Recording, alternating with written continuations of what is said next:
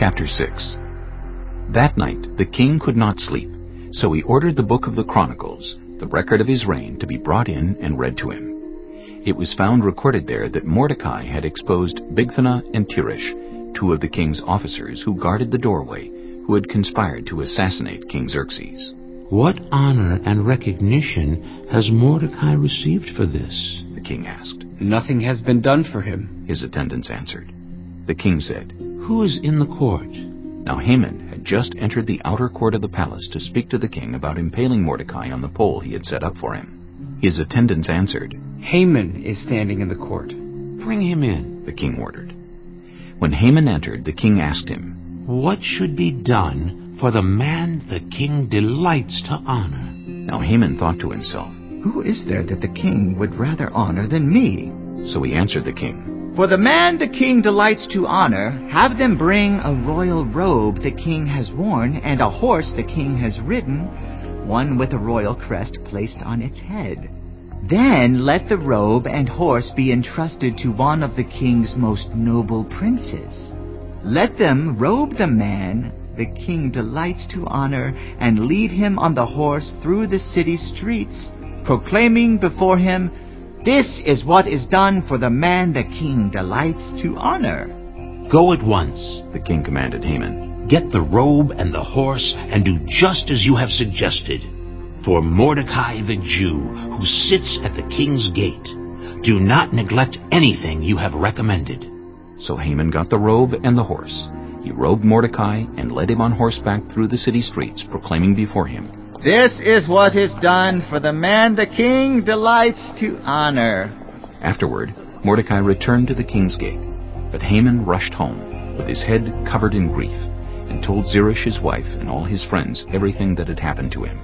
His advisers and his wife Zeresh said to him, "Since Mordecai, before whom your downfall has started, is of Jewish origin, you cannot stand against him.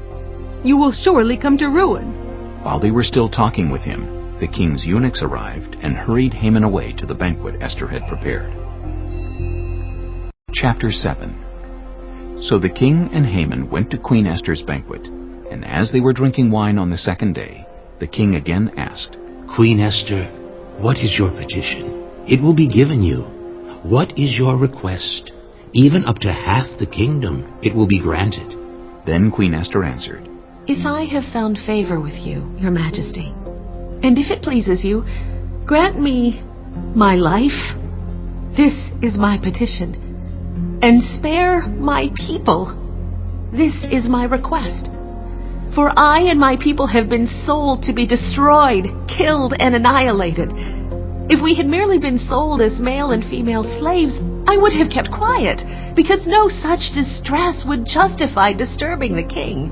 King Xerxes asked Queen Esther, "Who is he? Where is he, the man who has dared to do such a thing?" Esther said, "An adversary and enemy.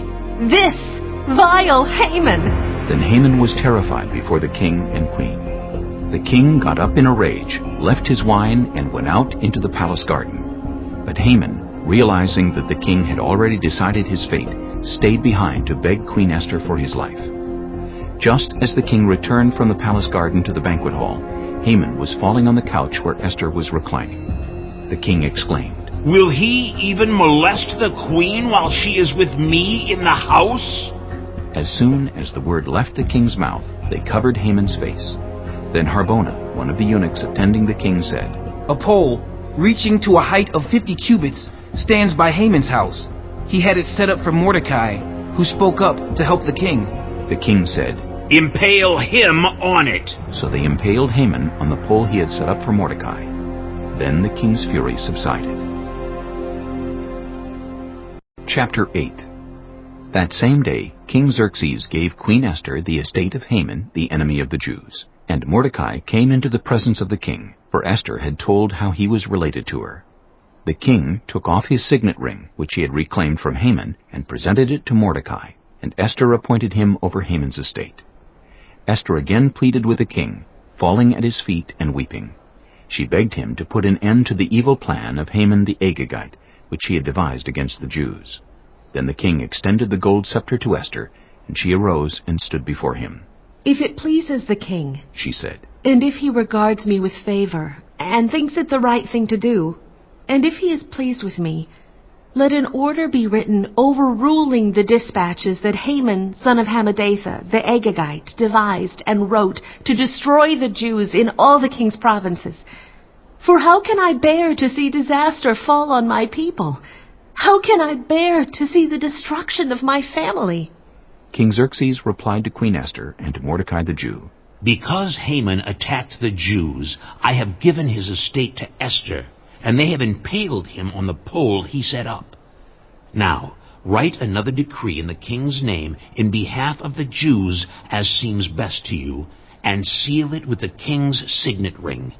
For no document written in the king's name and sealed with his ring can be revoked." At once the royal secretaries were summoned, on the 23rd day of the 3rd month, the month of Sivan. They wrote out all Mordecai's orders to the Jews, and to the satraps, governors, and nobles of the 127 provinces stretching from India to Cush. These orders were written in the script of each province and the language of each people, and also to the Jews in their own script and language. Mordecai wrote in the name of King Xerxes, sealed the dispatches with the king's signet ring, and sent them by mounted couriers who rode fast horses, especially bred for the king. The king's edict granted the Jews in every city the right to assemble and protect themselves, to destroy, kill, and annihilate the armed men of any nationality or province who might attack them and their women and children, and to plunder the property of their enemies. The day appointed for the Jews to do this in all the provinces of King Xerxes was the 13th day of the 12th month, the month of Adar. A copy of the text of the edict was to be issued as law in every province and made known to the people of every nationality, so that the Jews would be ready on that day to avenge themselves on their enemies. The couriers, riding the royal horses, went out, spurred on by the king's command, and the edict was issued in the citadel of Susa. When Mordecai left the king's presence, he was wearing royal garments of blue and white, a large crown of gold, and a purple robe of fine linen. And the city of Susa held a joyous celebration. For the Jews it was a time of happiness and joy, gladness and honor. In every province and in every city to which the edict of the king came, there was joy and gladness among the Jews, with feasting and celebrating. And many people of other nationalities became Jews because fear of the Jews had seized them. Chapter 9. On the 13th day of the 12th month, the month of Adar, the edict commanded by the king was to be carried out. On this day the enemies of the Jews had hoped to overpower them, but now the tables were turned, and the Jews got the upper hand over those who hated them. The Jews assembled in their cities in all the provinces of King Xerxes to attack those determined to destroy them. No one could stand against them, because the people of all the other nationalities were afraid of them. And all the nobles of the provinces, the satraps, the governors, and the king's administrators helped the Jews, because fear of Mordecai had seized them. Mordecai was prominent in the palace. His reputation spread throughout the provinces, and he became more and more powerful. The Jews struck down all their enemies with the sword, killing and destroying them, and they did what they pleased to those who hated them. In the citadel of Susa, the Jews killed and destroyed 500 men. They also killed Harshandatha, Dalphon, Aspatha, Poratha, Adalia, Aridatha, Parmashta, Erisai, Eridai, and Vizatha, the 10 sons of Haman, son of Hammedatha, the enemy of the Jews. But they did not lay their hands on the plunder. The number of those killed in the citadel of Susa was reported to the king that same day. The king said to Queen Esther, "The Jews have killed and destroyed 500 men, and the 10 sons of Haman in the citadel of Susa. What have they done in the rest of the king's provinces? Now, what is your petition? It will be given you. What is your request? It will also be granted." "If it pleases the king," Esther answered, "give the Jews in Susa permission to carry out this day's edict tomorrow also. And let Haman's 10 sons be impaled on poles." So the king commanded that this be done. An edict was issued in Susa, and they impaled the 10 sons of Haman. The Jews in Susa came together on the 14th day of the month of Adar, and they put to death in Susa 300 men, but they did not lay their hands on the plunder. Meanwhile, the remainder of the Jews who were in the king's provinces also assembled to protect themselves and get relief from their enemies. They killed 75,000 of them, but did not lay their hands on the plunder. This happened on the 13th day of the month of Adar, and on the 14th they rested, and made it a day of feasting and joy. The Jews in Susa, however, had assembled on the 13th and 14th, and then on the 15th they rested, and made it a day of feasting and joy. That is why rural Jews, those living in villages, observe the 14th of the month of Adar as a day of joy and feasting, a day for giving presents to each other. Mordecai recorded these events, and he sent letters to all the Jews throughout the provinces of King Xerxes, near and far, to have them celebrate annually the 14th and 15th days of the month of Adar, as the time when the Jews got relief from their enemies, and as the month when their sorrow was turned into joy and their mourning into a day of celebration. He wrote them to observe the days as days of feasting and joy, and giving presents of food to one another, and gifts to the poor. So the Jews agreed to continue the celebration they had begun, doing what Mordecai had written to them. For Haman, son of Hammedatha, the Agagite, the enemy of all the Jews, had plotted against the Jews to destroy them, and had cast the poor, that is, the lot, for their ruin and destruction. But when the plot came to the king's attention, he issued written orders that the evil scheme Haman had devised against the Jews should come back onto his own head, and that he and his sons should be impaled on poles. Therefore these days were called Purim, from the word pure. Because of everything written in this letter, and because of what they had seen and what had happened to them, the Jews took it on themselves to establish the custom that they and their descendants and all who join them should without fail observe these 2 days every year, in the way prescribed and at the time appointed. These days should be remembered and observed in every generation by every family, and in every province and in every city. And these days of Purim should never fail to be celebrated by the Jews, nor should the memory of these days die out among their descendants.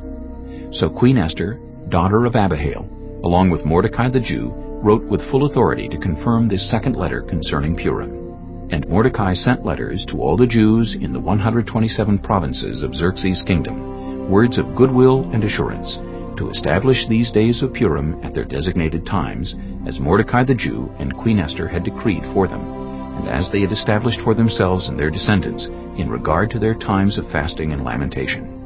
Esther's decree confirmed these regulations about Purim, and it was written down in the records. Chapter 10. King Xerxes imposed tribute throughout the empire to its distant shores, and all his acts of power and might, together with a full account of the greatness of Mordecai, whom the king had promoted, are they not written in the book of the annals of the kings of Media and Persia?